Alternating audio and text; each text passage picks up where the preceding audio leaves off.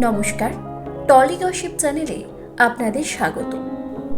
গায়ের রং তো আমার হাতে নেই, তাহলে কেন সেই বিষয়ে অকারণে মাথা ঘামাবো? প্রশ্নে চিরসখার অভিনেত্রী। একটি জনপ্রিয় সংবাদপত্রকে উমা খ্যাত অভিনেত্রী বললেন, একটা সময় আমার গায়ের রং নিয়ে বিস্তর খোঁটা দিয়েছেন লোকে, কোনোদিন গায়ে মাখিনি, কারণ গায়ের রং তো আমার হাতে নেই। তারপর থেকেই যেন বেশি করে নিজের প্রেমে মত্ত সিঞ্জিনি। জানালেন, আত্মরতিতে অনেকটা সময় খরচ করে ফেলেন, তাই নিয়ে মনে কোনো দ্বিধা নেই তাঁর।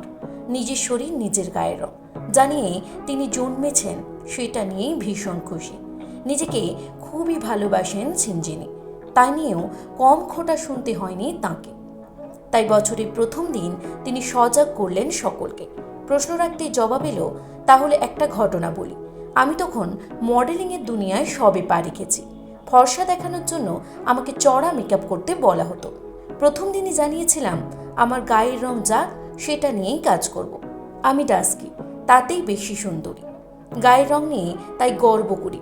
নতুন করে কাউকে উত্তর দেওয়ার প্রয়োজন নেই তাঁর।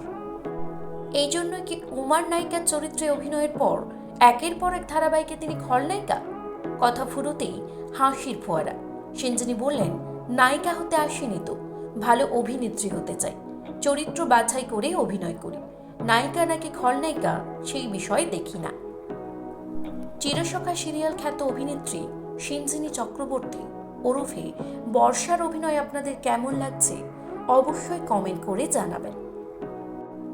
বিনোদন জগতের আরও নিত্য নতুন খবর পাওয়ার জন্য আমাদের চ্যানেলের সঙ্গে জুড়ে থাকুন। ধন্যবাদ।